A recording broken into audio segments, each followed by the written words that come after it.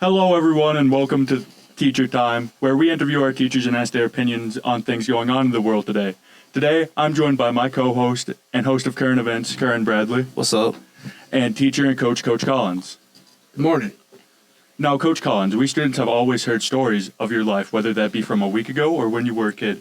What we would like to know is what made Coach Collins into Coach Collins. I'm a product of my environment.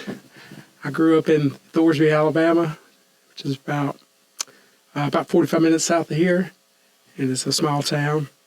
And I grew up around my extended family, my grandparents, my aunts and uncles, and I guess they probably had the biggest influence over me, just kind of coming up.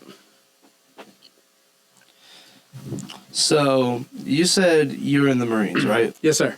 So, what led you to join the Marines?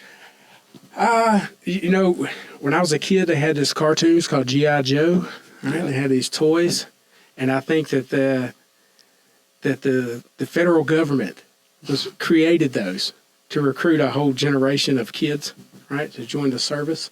And so maybe that's where it got started, and then you get brainwashed with Rambo movies and Commando.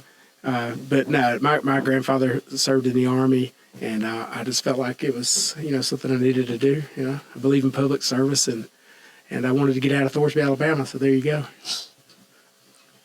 What was being in the Marines like?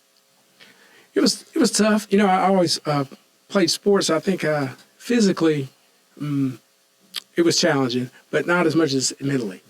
Being away from home was tough for me because I'd never been away, for an extended period of time. Sometimes we're gone for 6 months at a time. And that part was a challenge, but the best part about it, really looking back, is I made so many good friends. When I was able to travel around the country, up and down the East Coast, and I was able to go overseas for a little bit. So it was a really good experience for me. Mm-hmm. So let's steer away from the Marines for a second, and I just want to know what led you to become a teacher. Well, I remember in high school we took one of those career interest surveys, and I think maybe when it was done, it suggested that I should think about being a teacher. So I think I kind of tabled that. And then there was some point in time in the Marines, and I think it was probably a holiday or a weekend that I was working. And I thought, it sucks working on weekends and holidays. What kind of job can you have where that's a guaranteed off? Teacher, right? Yeah. But I also think, and this is kind of naive, but I also believe it's just something I was called to do. I've been doing this for a long time, and I enjoy it. And I just feel like this was what I was supposed to be doing. That's great. Did coaching just come with the teaching job, or did you also want to become a coach? I always enjoyed playing sports in school. I enjoyed competition. And, when you first start out teaching, you had to be willing to coach. And I've coached wrestling, football, track, baseball.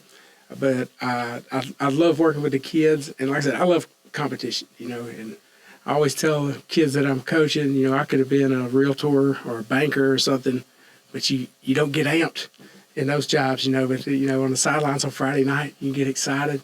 You get excited when you see your kids out there being successful and beating people's fun, so I think coaching's always kind of just been part of it. Since you were a middle school football coach before becoming a high school football coach, which one do you like better? I enjoy the change of being a high school coach. When I was a middle school coach, I was a head coach, so there's a lot involved there because you got to make sure that all the kids are eligible, and middle school kids are just starting out, so sometimes you got to get them dressed. They don't even know how to put their uniform on, But it was fun because you can see the progression, and kind of like this is the first time these kids are together as a team. And so that aspect of it I enjoy, but I enjoy the high school part of it as well because, we're working with athletes, and some of them are going to go on and play college football. Some of them aren't, but the thing about, middle school is usually kind of a trial. Some kids don't know exactly if this is what they want to do. But by the time kids are on the varsity level, they're pretty committed. And I enjoy that aspect of it because the kids come in ready to go and they got expectations. And of where they want to be, and I enjoy helping them out with that. So I mean, there's different aspects of both of it, but I definitely have enjoyed being here working with the high school athletes. Do you ever regret becoming a teacher and coach, considering with all the kids you have to deal with? Every day. No, honestly, I'm serious. Maybe the first 2 years I taught, I had a rough time. And I actually, after my second year, I quit. I was going to go sell cars with my dad or something. And then somebody kind of talked me into a job that was up here over at River Chase Middle School.